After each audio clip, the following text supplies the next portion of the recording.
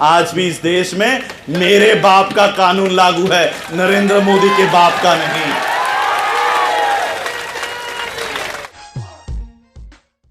देखिए, मैं नरेंद्र मोदी का कोई पर्सनल दुश्मन तो हूं नहीं, और मैं देश में नरेंद्र मोदी हटाओ ये कैंपेन भी नहीं चलाता। मैं इस बात में विश्वास ही नहीं रखता कि नरेंद्र मोदी हटाओ। एक मोदी हटाओगे, दूसरा बिठा देंगे, दूसरा हटाएंगे, तीसरा बिठा देंगे। इसलिए हमको नरेंद्र मोदी को हटाने की कोशिश नहीं करनी है। मोदी जिस फैक्ट्री से तैयार होता है, उस फैक्ट्री आरएसएस को हटाने की कोशिश करनी चाहिए। इस देश से आरएसएस को हटाना चाहिए। अमेरिका में कल परसों बात हुई है, वहां के लोगों ने कहा है कि आरएसएस टेररिस्ट ऑर्गेनाइजेशन है, आतंकवादी संगठन है। यह बात कौन कर रहा है? यूनाइटेड नेशन में हो रही, और हम लोग उनकी बातों पर देश चला रहे हैं। मोहन भागवत कहेगा कि आरक्षण पे चर्चा होनी चाहिए, मोहन भागवत कहेगा तो उसके ऊपर चर्चा हो रही है। हम लोगों को तो सबसे पहले मांग यह करनी चाहिए कि इस देश में जो भाईचारा बना है, एससी के लोग, ओबीसी के लोग, एसटी के लोग, मुस्लिम हो, क्रिश्चियन हो, आपस में भाईचारा के माध्यम से इस देश में शांति से रह रहे हैं। ये मोहन भागवत स्टेटमेंट कर देता है, हम लोगों में दंगे निर्माण होते हैं। इसलिए इस देश के सुरक्षा के लिए मोहन भागवत को रासुका लगाकर जेल में डालना चाहिए। भाई, ये आदमी खतरनाक है देश की सुरक्षा के लिए, कुछ भी बोल देता है और देश उसके ऊपर काम करता है। तो हम लोगों को यह मांग करनी होगी, आज हम लोगों को यह संकल्प लेकर जाना होगा। देखो, बाबा साहब ने घोषणा की, मैं भारत बौद्धमय करूंगा। आज बौद्धमय भारत की परिस्थिति क्या है पता है? भारत में बौद्धों की ऑन रिकॉर्ड संख्या है 0.6%। बाबा साहब ने जाते जाते हम लोगों को जो बौद्ध धर्म दिया, क्या व्यवस्था देकर गए पता है आप लोगों को? 1950 में बाबा साहब अंबेडकर पहली बार वर्ल्ड फेलोशिप ऑफ बुद्धिस्ट के कॉन्फ्रेंस में गए, 28 देशों के प्रतिनिधि उसमें थे। 1954 में बाबा साहब तीसरी वर्ल्ड फेलोशिप ऑफ बुद्धिस्ट के कॉन्फ्रेंस में गए, 54 कंट्रीज के रिप्रेजेंटेटिव्स, प्रेसिडेंट्स, राष्ट्रपति, सीएम, प्राइम मिनिस्टर उस कॉन्फ्रेंस में थे। 1956 में बाबा साहब चौथी वर्ल्ड फेलोशिप ऑफ बुद्धिस्ट की कॉन्फ्रेंस में गए। आज बाबा साहब अंबेडकर जी ने हमको 125 देशों के साथ जोड़ रखा है। 125 देश, 125 देशों के साथ बाबा साहब ने हमको जोड़ रखा है। हमको ये बात ही पता नहीं। हमारे यहां पर उना कांड होता है, हमारे यहां पर गुजरात में लोगों को पीटा जाता है, हम लोग वहीं पर आंदोलन कर रहे हैं। हम लोग खुद को दलित बता रहे हैं। यह दलित शब्द भारत के बाहर कहीं नहीं है। श्रीलंका में आप जाओ और पूछो दलित यहां कहां रहता है, वो कहेंगे what do you mean by Dalit. Japan में जाओ, यहां पर दलितों की बस्ती कहां पर है पूछो। चाइना में जाके पूछो यहां पर दलित कॉलोनी कहां पर है, दलित सोसाइटी कहां पर है। अरे आज हम लोग यहां पर संकल्प दिन पर आए हैं, हमको भी कुछ संकल्प आज लेने चाहिए। हमको और एक संकल्प यहां से लेकर जाना है कि हम लोग इसके आगे दलित शब्द का उपयोग कभी नहीं करेंगे। हम बौद्ध हैं और बौद्ध ही हम खुद को लगाएंगे। उना के लोगों को मारा जाता है, पीटा जाता है, नाम आता है दलितों को पीटा गया। यूनाइटेड नेशन तक यह बात गई है, कोई मदद को नहीं आया कोई मदद के लिए, क्योंकि भारत के बाहर दलितों की कोई देश नहीं है, दलितों का कोई व्यवस्था नहीं है।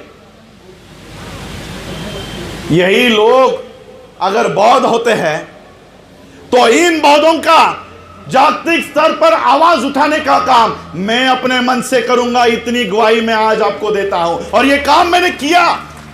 मैं सिर्फ घोषणा नहीं कर रहा। बाबा साहब अंबेडकर जी के स्टैच्यू को तमिलनाडु में दिन दहाड़े तलवार से तोड़ा गया। आप लोगों ने वीडियो देखा होगा। सभी लोग व्हाट्सएप पर फॉरवर्ड कर रहे थे, निंदा कर रहे थे, लेकिन मैंने व्हाट्सएप पे कोई प्रतिक्रिया नहीं दी, फेसबुक पे कोई प्रतिक्रिया नहीं दी। जो 3 वीडियोस मुझे मिले, कोई तलवार से तोड़ रहा है, कोई बाबा साहब की मूर्ति की विटंबना कर रहा है, दिन दहाड़े पुलिस वाले भी देख रहे हैं। ये सारे वीडियो उठाए और यूनाइटेड नेशंस को भेज दिए।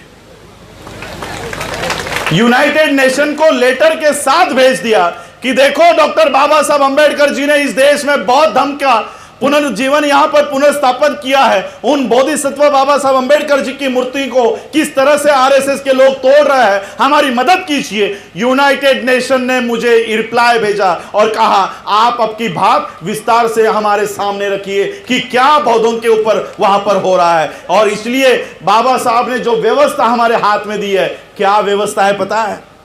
हमारे बच्चे को किसी ने गाल पर भी यहां पर वडोदरा में चाटा लगा दिया। पूरे विश्व के बौद्ध आपके समर्थन में इस बड़ौदा में आ सकते हैं, इतनी ताकत बाबा साहब ने हमारे हाथों में रख दी है। इस ताकत को हमको पहचानना होगा। बौद्ध धर्म के माध्यम से इस आंदोलन को हमको खड़ा करना होगा। जापान में मैं 2018 में गया, 2017 में गया और वहां पर मैंने उनके सामने मांग कर दी है कि हमको भारत में हमारी शिक्षा बंद कर दी जा रही है, हमारे बच्चों को शिक्षा से वंचित किया जा रहा है। और इसलिए हमको भारत में उस समय सम्राट अशोका के कार्यकाल में 17 यूनिवर्सिटीज हमारे भारत में थी, 17 विश्वविद्यालय थी। आज हमारे पास एक स्कूल भी नहीं है। मैंने वर्ल्ड फेलोशिप ऑफ बुद्धिस्ट के सामने मांग की है कि हमको बुद्धिस्ट यूनिवर्सिटी भारत में खड़ी करनी है। ये बुद्धिस्ट यूनिवर्सिटी भी हम भारत में ला रहे हैं। ये काम हमको भारत में बाबा साहब के ये आंदोलन पूरा करना होगा। देखो बाबा साहब अगर चाहते तो क्या शुगर फैक्ट्री खड़ी नहीं कर सकते थे? बाबा साहब अगर चाहते तो ये कपड़ों की इंडस्ट्री खड़ी नहीं कर सकते थे? Textile mill, paper industry. Baba Saheb अगर चाहते कि मुझे पैसे कमाने हैं, मुझे बड़ा आदमी बनना है, तो बाबा साहब कोई भी इंडस्ट्री खड़ी कर सकते थे। लेकिन बाबा साहब ने पैसे कमाने के लिए शुगर फैक्ट्री, टेक्सटाइल मिल नहीं डाली। मेरे समाज के बच्चे पढ़ने चाहिए, इसलिए पीपल्स एजुकेशन सोसाइटी खड़ी की। हम लोगों को उस एजुकेशनल मूवमेंट को खड़ा करना होगा। हम लोगों को इन सारे बाबा साहब अंबेडकर जी के बातों को आज खड़ा करना होगा। और इसलिए इस संकल्प भूमि से हमको ये बात आज पूरी करके यहां से मन में लेकर जानी है कि बाबा साहब के अधूरे रहे हुए जो काम है वो हमको पूरे करने हैं। देखिए समय भी बहुत हो चुका है, मुझे भी अगले कार्यक्रम के लिए निकलना है। मैं जाते जाते आप लोगों को सिर्फ इतना ही कहना चाहूंगा, देखो बाबा साहब ने बड़ी संघर्ष से ये कारवां यहां तक लेकर आए। बाबा साहब की आर्थिक हालात नहीं थी, बाबा साहब की शारीरिक परिस्थिति नहीं थी। 4-4 बच्चे बाबा साहब ने इस जमीन में दफना कर बाबा साहब ने ये मूवमेंट खड़ी की। बाबा साहब की आखिरी दिनों में उनकी बहुत इच्छा थी कि मेरे इस कारवां को मेरा ये समाज आगे बढ़ाए। 18 मार्च को बाबा साहब ने अपनी व्यथा आगरा के भाषण में बताई। बाबा साहब ने कहा कि बड़ी मुश्किल से मैं ये कारवां यहां तक लेकर आया हूं, लेकिन इसको आगे लेकर जाने वाला कोई भी मुझे नहीं दिखाई दे रहा। 18 मार्च को बाबा साहब कहते हैं कि मुझे पढ़े लिखे लोगों ने धोखा दिया, पढ़े लिखे लोगों ने मुझे धोखा दिया। आज बाबा साहब हमको धोखेबाज कहते हैं। जिन बाबा साहब के बदौलत आज हम लोग सूट बूट टाई कोट में घूमते हैं, बाबा साहब हमको धोखेबाज कहते हैं। क्यों? क्योंकि मेरा आंदोलन नहीं चलाता।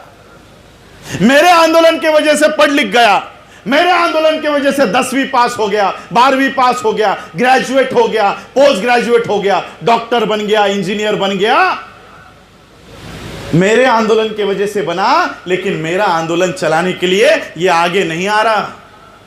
मेरे आंदोलन की वजह से ये बड़ा आदमी बन गया, लेकिन अपने घर और परिवार को ही चला रहा।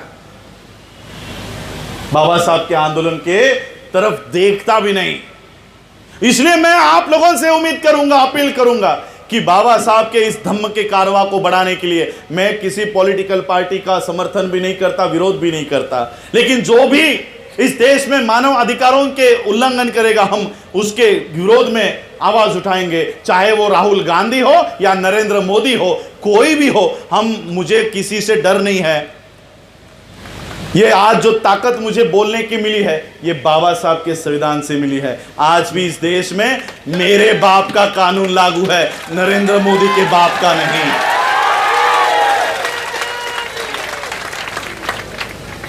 और इसलिए हमको बाबा साहब के मूवमेंट को आगे बढ़ाने के लिए आना चाहिए, बाबा साहब के धम्म के कारवा को बढ़ाने के लिए आना चाहिए। आप लोगों में, बंते जी ने कहा कि हम लोगों में फ्रैक्शंस है, अलग अलग पार्टियों में हम लोग बटे हैं, अलग अलग पार्टियों में बटे हैं। देखो आरएसएस के लोग सभी पार्टियों में हैं। मैं एक दिन आज तक पर कोई डिबेट देख रहा था, कांग्रेस के यहां से तिवारी, बीजेपी के यहां से त्रिपाठी, वो सीपीआई के यहां से कुलकर्णी, और आम आदमी पार्टी के यहां से देश पांडे, सभी ब्राह्मण अलग अलग पार्टियों से चर्चा में बैठे हैं। अगर आरएसएस के लोग सभी पार्टियों में हैं, लेकिन वो अपने ब्राह्मणवाद के लिए एक होकर काम करते हैं, तो मैं आप लोगों को पूछता हूं, आप लोग अपने अपने अलग अलग पार्टियों में होने के बाद आप लोग आपस में मनमुटाव क्यों रखते हो? अगर वो अपने ब्राह्मणवाद के लिए एक हो सकते हैं, तो अलग अलग पार्टियों में रहकर आप बौद्ध धर्म के लिए एक नहीं हो सकते? जिस तरह से आप लोग विहार में जाते हो, बौद्ध विहार में जाते हो, अपने चप्पल जूते बाहर रखते हो, मैं आपसे अपील करूंगा, इस बौद्ध धर्म के मूवमेंट में आते हुए अपने अपने पार्टियां बाहर रखो और बौद्ध बन के एक आओ, एक होकर लड़ो। बाबा साहब के इस बौद्ध धर्म के मूवमेंट को हमको आगे बढ़ाना है। पॉलिटिक्स तो इन लोगों ने हमारा खत्म कर दिया। इस बौद्ध धम्म के मिशन को आगे लेकर हमको अपने हक और अधिकार की लड़ाई लड़नी है। देखो, जाते जाते मैं एक ही आपको ब्यौरा देता जाऊंगा। आज आप लोग मेरे यहाँ पर ओएनजीसी का स्टाफ जिन्होंने मुझे यहाँ पर आमंत्रित किया है, बंते जी ने मुझे यहाँ पर आमंत्रित किया है, मैं आप लोगों को बताना चाहता हूँ, यहाँ पर पढ़े लिखे लोगों को बताना चाहता हूँ। कई लोग मुझे पूछते हैं कि बाबा साहब की संपत्ति क्या है, बाबा साहब की प्रॉपर्टी क्या है। मुझे पूछते हैं कि बाबा साहब के प्रॉपर्टी से आपको कितना हिस्सा मिला, क्या क्या मिला, कौन सा बंगला मिला, कौन सी कॉलेज मिली। मैं आज आपको बाबा साहब के प्रॉपर्टी के बारे में बताना चाहता हूं।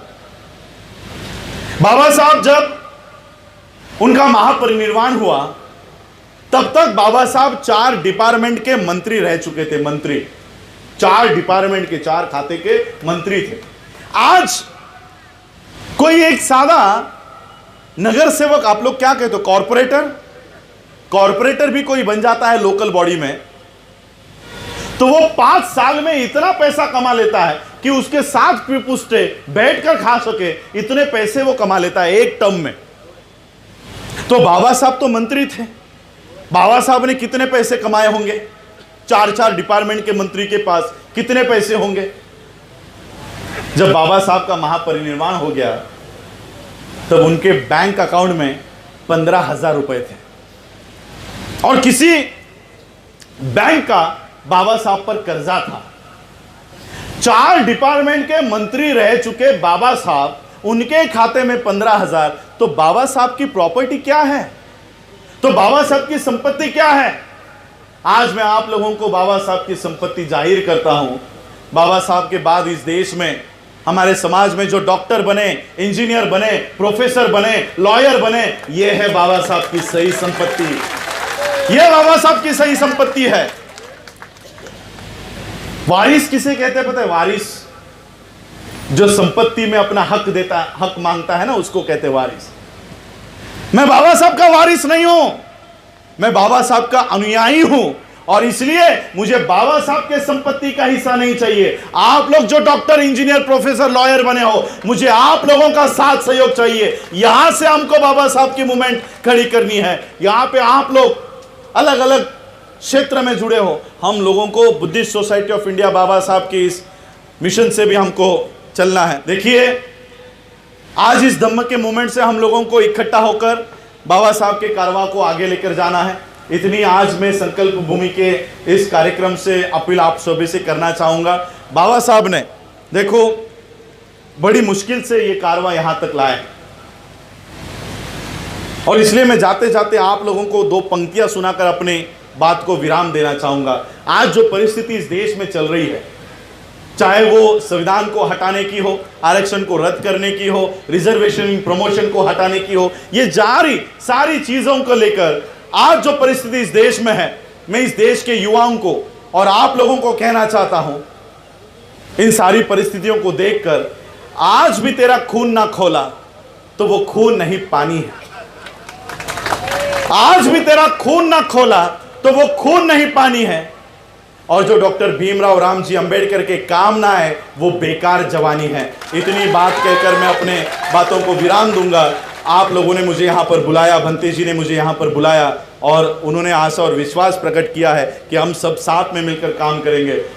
मैं उनके आशा और विश्वास को तनिक भी धक्का नहीं लगने दूंगा, ये आशा और विश्वास में। और मैं आप लोगों से संकल्प लेना चाहूँगा कि आज देखो, ये बात वैसे भी हम लोग नकार नहीं सकते।